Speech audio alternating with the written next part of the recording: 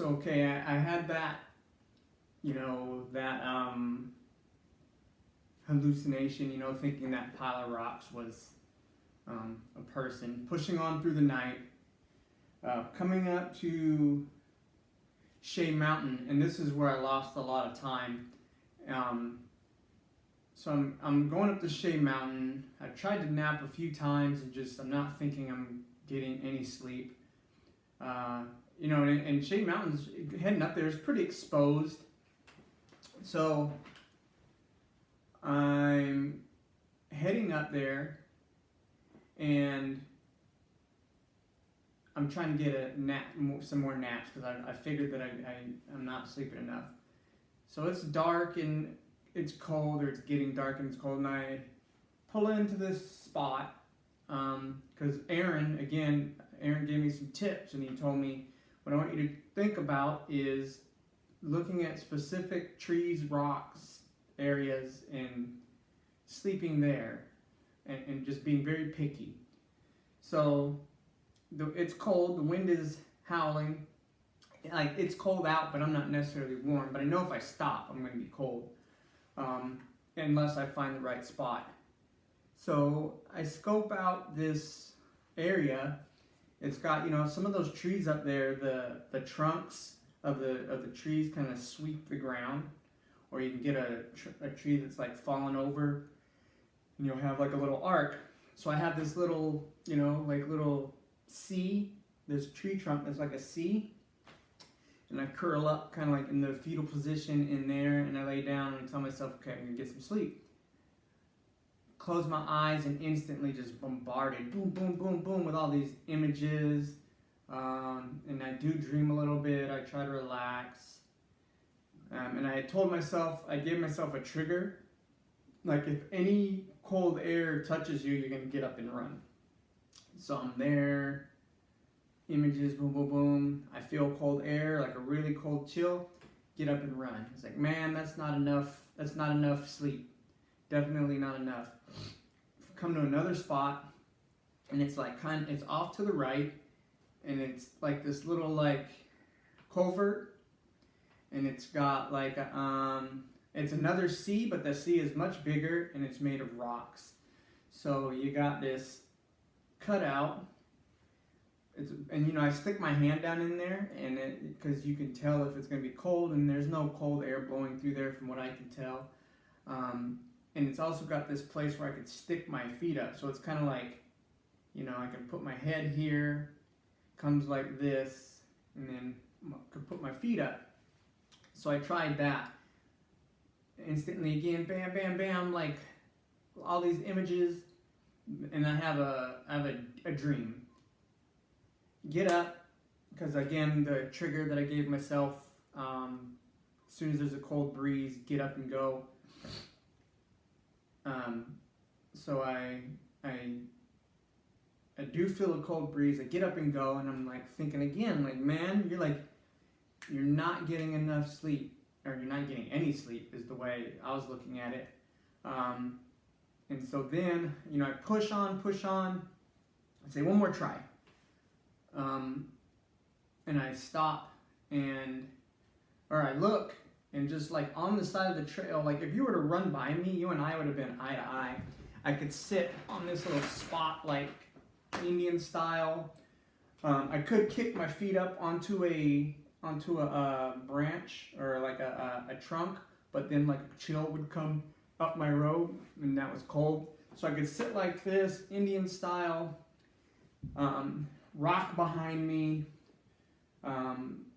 but also like dirt, so it kind of went like this a little bit, and it had a stone here, or a big rock here, so I could like lean on it like this, and I could even put my trekking poles right here like this, and I was like, go to sleep, go to sleep, go to sleep. Absolutely nothing, no images or anything, because it just, and full of energy at the same time. So I was like, okay, go, get up and go. Get up to U.S.A. Mountain, and I got like 50 minutes till cutoff, and because I was like, man, I'm gonna lay down, and they're like, no, there's only like, maybe it was 10 minutes. I know there was a place where I didn't have much time at all, I don't necessarily think it was 15 minutes. Maybe it was 10 minutes. Anyway, I knew that I couldn't, because I was going to lay down, because it was like I hadn't slept. And then they're like, no, you got to get out of here. Or no, they didn't even say, they were just going to let me lay down. And I asked them what time it was and what the cutoff was. And it was very close to cutoff. And I was like give myself a little shake of the head. I was like, there's no way that it's that close to cutoff, because I don't remember sleeping. And then I kind of, it's funny how your brain can like do the math so quickly. It's like, okay, yes, I was having all these images, I was dreaming, I was having all these flashes. But at the same time, I remember like my induction, my personal induction into putting myself to sleep is you put your body to sleep and then the visions come. That's how lucid dreaming works. You put your body to sleep and then that's when the dreaming comes. So I was like, okay, I must have really been sleeping. Like, had to have been. And I do remember, like, every time these visions would come or these dreams would come, I would and just relax everything. And that's when things would get more intense. So I had the realization that my body was sleeping, my brain wasn't. So I'm like, okay. And then I just start hauling. And at times, I really, like, up until my finish, or until my DNF, at times, I had really picked up the pace. I was going, like, really fast at times, which gives me confidence for later races. With proper training, I could probably, I'm sure I could have a better pace. Now I know that if I have all these mental things going on, these images coming in, as long as my body is asleep, I'll be fine. I wore a desert robe for this thing with like thermal pants underneath, and that stuff kept me so warm at night and so cool in the day. It was like really a perfect balance. The second day I did get kind of hot. A lot of shade breaks on the second day.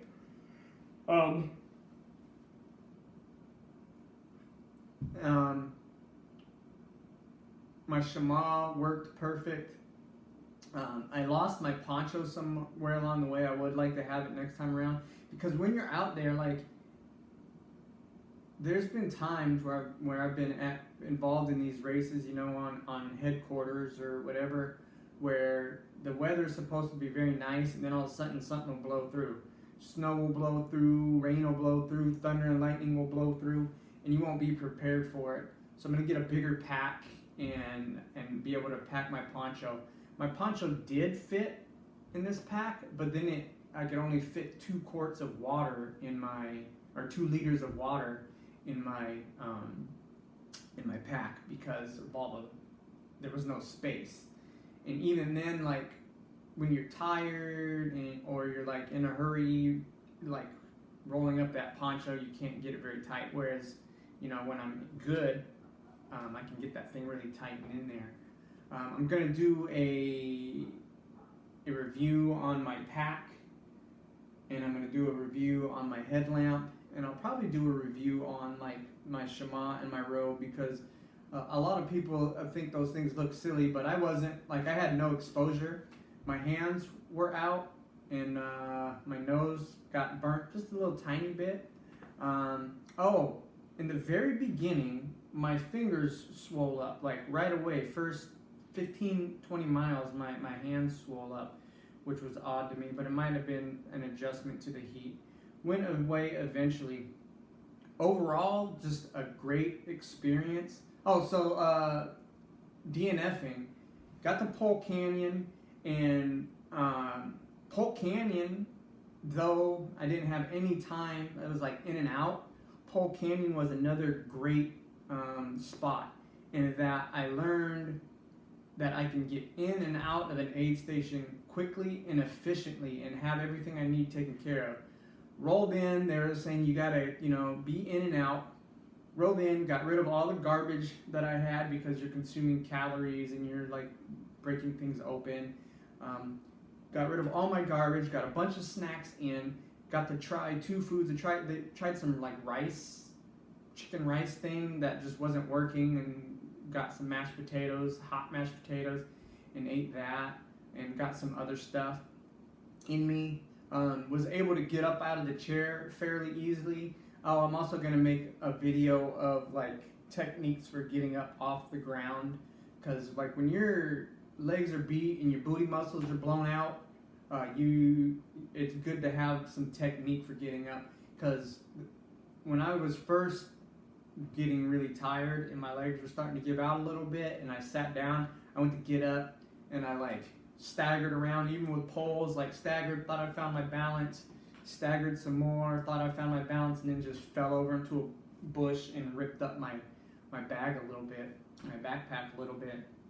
So in and out of Polk Canyon was a great lesson for how to get in and out of an aid station efficiently. Went up and slept just outside of that, woke up, went to push on, and was just like super tired. I think it was from like I said, at times after I realized that I was sleeping, I pushed a lot harder and built, and I think that wore me out. Got inside my bivvy, giant basically cocoon made out of like aluminum.